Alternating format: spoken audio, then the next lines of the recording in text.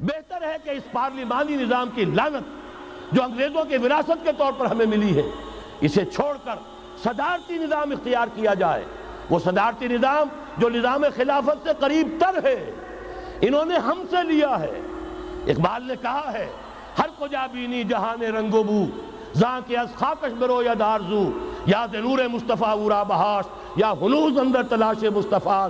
اگر کوئی اچھائی ان کے پاس ہے وہ نور مصطفیٰ سے مانگی ہوئی ہے۔ یہ خلافت کے نظام کا چربہ ہے۔ ایک شخص کو منتخب کرو، اب اسے اختیار دو، اس کے ہاتھ کھلے رکھو، اسے کام کرنے دو۔ ہاں، امپیچمنٹ کا نظام ہو، غلط ہو تو اسے سیدھا کرنے کا نظام ہو۔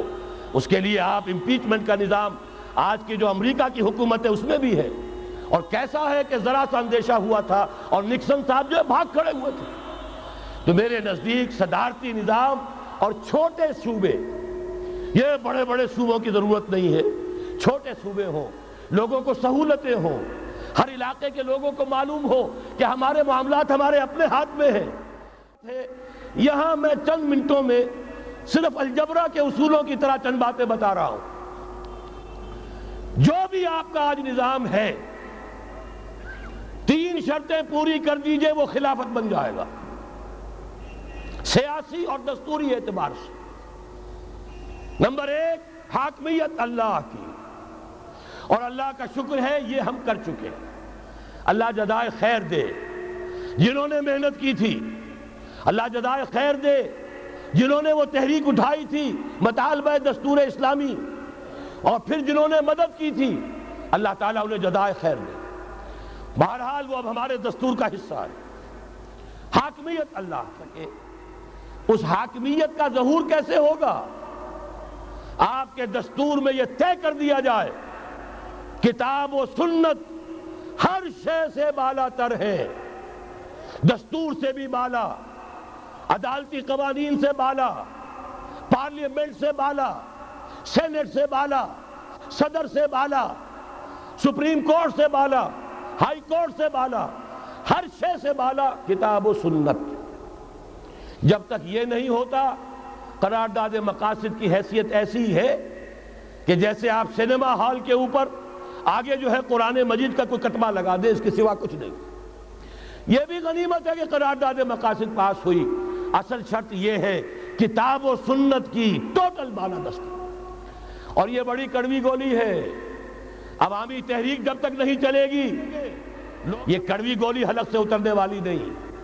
یہ آئی جے آئی کی حکومت میں نہیں اتری، اسلام کے نام پر اقتدار میں آئے، اسلام کے نام پر آئی ایس آئی نے آئی جے آئی بنوائی، اسلام کے نام پر انہیں ووٹ ملے، 2/3 کی اکثریت ملی، اس کے باوجود شریعت کی بالادستی کا ایکٹ، شریعت کی بالادستی کی دستور کے اندر ترمیم پاس نہیں کرائی گئی۔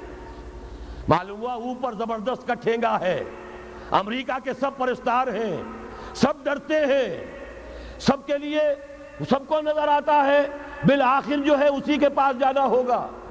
یہ بات جان لیجئے، یہ اس کے بغیر، قربانی کے بغیر اصل یہی منزل ہے، اصل کٹھن یہی ہے۔ یہ کتاب و سنت کی بالادستی، اس کو قبول کرنا، اختیار کرنا، یہ بغیر عوامی تحریک کے، بغیر قربانیوں کے ممکن نہیں ہوگا۔ بہرحال دوسری بات یہ، اور تیسری بات، کسی غیر مسلم کو نظام خلافت میں قانون سازی میں شریک نہیں کیا جا سکتا۔ جس قانون کی بنیاد کتاب و سنت، جو نہ کتاب کو مانے نہ سنت کو مانے، اس کا اس ملک کی قانون ساز اسمبلی میں جانے کا مطلب کیا ہے؟ ان کی علیحدہ اسمبلیاں ہوں، ان کے جو حقوق ہیں مائنورٹیز کی حیثیت سے ان کی گارنٹی دی جائے، ان کی جان، مال، عزت، آبرو کا پورا تحفظ، ان کی پوری مذہبی آزادی، ان کی عبادت گاہوں کی پوری ضمانت، ان کی حفاظت کی، ان کا پرسنل لا ہو، سب کچھ ہوگا۔ قانون سازی میں غیر مسلم شریک نہیں ہو سکتا، نظام خلافت کی اعلیٰ ترین سطح کی پالیسی بنانے میں غیر مسلم شریک نہیں ہو سکتا۔ یہ معاملات ہمیں، یہ کڑوی گولیاں ہیں، لیکن صرف 3 گولیاں ہضم کر لیجئے، یہ نظام خلافت کا نظام بن جائے گا۔ البتہ چوتھی بات اور عرض کر دوں، وہ کہتا ہوں بہتر ہے کہ اس پارلیمانی نظام کی لعنت جو انگریزوں کے وراثت کے طور پر ہمیں ملی ہے، اسے چھوڑ کر صدارتی نظام اختیار کیا جائے، وہ صدارتی نظام جو نظام خلافت سے قریب تر ہے، انہوں نے ہم سے لیا ہے۔ اقبال نے کہا ہے ہر کجا بینی جہان رنگ و بو، زاں کے از خاکش برو یا دارزو، یاد نور مصطفیٰ اورا بہاش، یا ہنوز اندر تلاش مصطفیٰ۔ اگر کوئی اچھائی ان کے پاس ہے وہ نور مصطفیٰ سے مانگی ہوئی ہے۔ یہ خلافت کے نظام کا چربہ ہے۔ ایک شخص کو منتخب کرو، اب اسے اختیار دو، اس کے ہاتھ کھلے رکھو، اسے کام کرنے دو۔ ہاں امپیچمنٹ کا نظام ہو، غلط ہو تو اسے سیدھا کرنے کا نظام ہو، اس کے لیے آپ امپیچمنٹ کا نظام آج کی جو امریکہ کی حکومت ہے اس میں بھی ہے۔ اور کیسا ہے کہ ذرا سا اندیشہ ہوا تھا اور نکسن صاحب جو بھاگ کھڑے ہوئے تھے۔ تو میرے نزدیک صدارتی نظام اور چھوٹے صوبے، یہ بڑے بڑے صوبوں کی ضرورت نہیں ہے، چھوٹے صوبے ہوں، لوگوں کو سہولتیں ہوں، ہر علاقے کے لوگوں کو معلوم ہو کہ ہمارے معاملات ہمارے اپنے ہاتھ میں ہیں، ان کے اندر کوئی احساس جو ہے محرومی کا پیدا نہ ہونے پائے۔ اس لیے کہ وہی چیز ہے جو سیاہی گھول دیتی ہے۔ کون سیاہی گھول رہا ہے وقت کے بہتے دریا میں؟ یہ ساری سیاہیاں جو سندھ میں گھل رہی ہیں، بلوچستان میں گھل رہی ہیں، سرائکی کے علاقے میں گھل رہی ہیں، ان سب کا علاج ہے چھوٹے صوبے بناؤ۔ لیکن یہ چیزیں خلافت کی شرائط میں سے نہیں ہیں۔ بہتر بات ہے، دنیاوی اعتبار سے بہتر بات ہے، انتظامی اعتبار سے بہتر بات ہے۔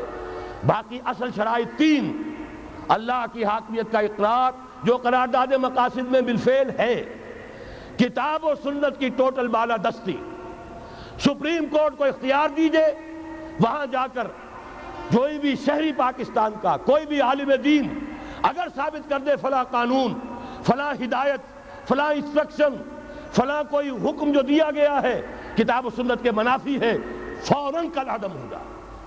اور تیسری بات، غیر مسلم پروٹیکٹڈ مائنورٹی ہوں گے، ان کی جان مال عزت آبرو کی حفاظت ہوگی، لیکن یہ کہ وہ برابر کے قانون سازی کے حق میں شریک نہیں ہو سکتے، اس لیے کہ یہاں کتاب و سنت منبع ہے قانون کا جس کو وہ تسلیم نہیں کرتے۔